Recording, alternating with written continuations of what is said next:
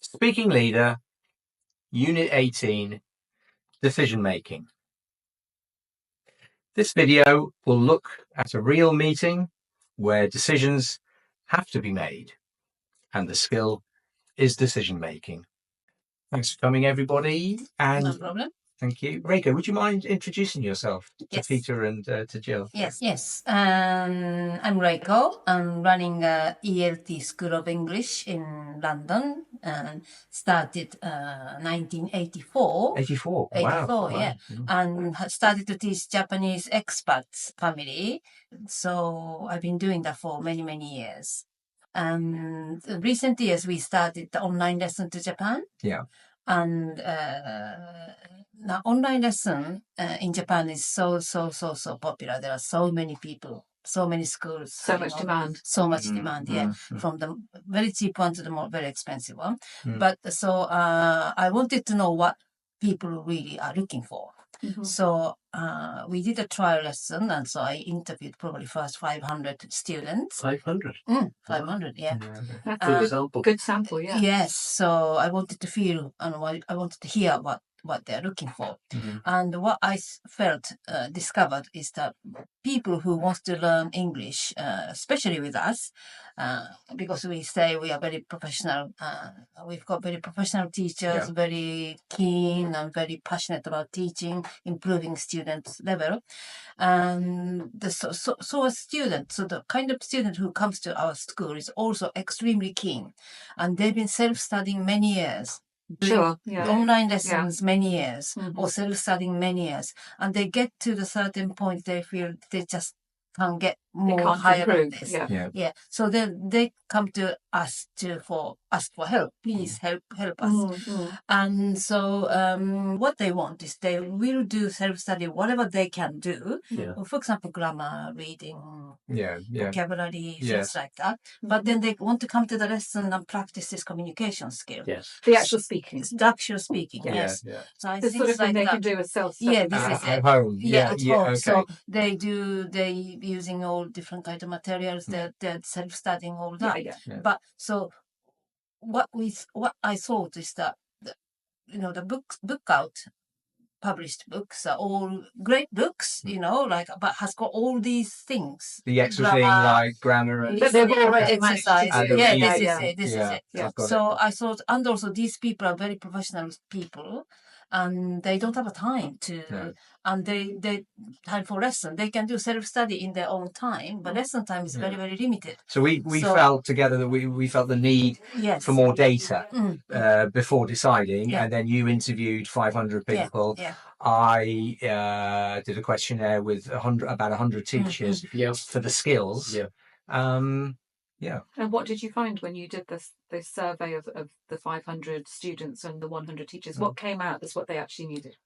So the student didn't need, what they didn't need, or they think they can do it, is the reading exercise, grammar exercise, and things like that. So they want to come to the lesson, and then they will do awful lots of self-study before the lesson.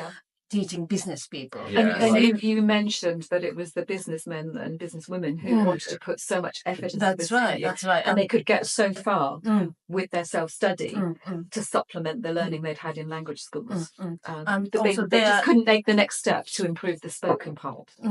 And they're already using their English in the real world. Like they've got a business meeting in English next week. They're really serious. They're really motivated. They really want to. They've got a task to complete. So the pressure to improve is massive. The meeting is next week. So we thought, right, we are good at it. You are brilliant about it. You're a specialist, So and what we thought, so we sort of decided, like the old-fashioned books like Market Leader, for example, that had 8 pages. Absolutely. Because it had the reading in and the grammar that you. That's right.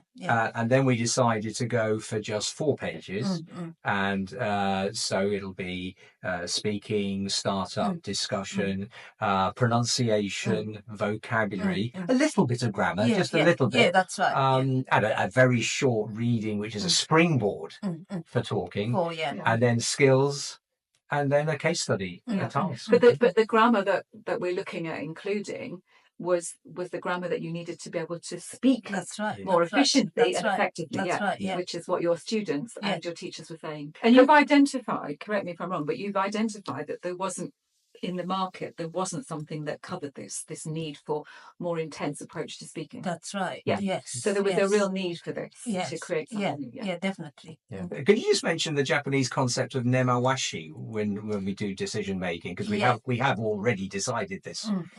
Nemawashi is Japanese people prepare immaculately about lots of things, especially business meeting. They want to succeed, and they want to plan the outcome. What they want to come to a consensus. Yeah, this is it. Yeah, so that they don't just come for the meeting and then just talk about anything, but they're prepared. This is meeting before the meeting to prepare the meeting. Yeah. So that's nemawashi. Yeah.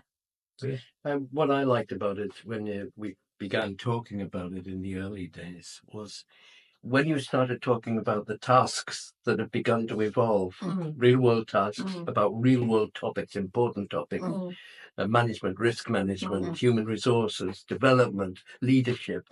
But what I liked was the tasks, because in most books, they do some speaking, but as you said earlier, there's all the grammar and the vocabulary and everything like that. Reading. So we provide for some, and the reading, of course, often takes a lot. But we are focusing on the speaking because research shows that what happens is people do a lot of work on the grammar. They think they've got to do the knowledge. Now, knowledge is different from fluency. Knowledge is knowing about language. Fluency is using the language. That's right. So we're not talking about language knowledge. We're talking about language use. And they reach what we call a plateau. You know, a plateau. Intermediate plateau, especially. The top of the hill is like a level playing field, but they can't go higher up the hill. That's right. And I think the tasks that have come out of this as we were developing it will allow people to move beyond the plateau to that next level where they're using language to become more natural speakers. Precisely. Precisely. So when we create the unit, within each unit, Reiko, we've identified the need to not only give them the opportunity to talk, to learn new vocabulary, to be instructed in their pronunciation, which is all good scaffolding for them to be able to use in the real context. But we also give them useful language so that when they come to do the case study at the end, and ultimately when they come to use the language in the real life world that they are busy in, they will have all the skills necessary. Plus the videos they can revisit many, many times to practice those skills and also to practice their pronunciation and potentially hear the difference between what they're saying and what somebody who is a first language English speaker, how they pronounce it. Yeah. Okay. So, I think we've all agreed on that. Can we finish off with talking about the cover? And there's the cover there. That's very good. Thank you. Yes. Speaking leader, spoken business English, and then the names David Falvey, Dr. Peter Falvey, very good. Yeah, and Jill Lovell. That was. Well, we all had a say in it. Yes. And it went through a number of iterations, a number of versions. But I like it. And the border around the edges is a sort of dark navy blue. And the back and the spine will be navy blue because blue is sort of not just Japan, but everywhere. It's associated with trust, with reliability, professionalism, calm authority, and good with traditional sort of corporate environments. How do you feel about it?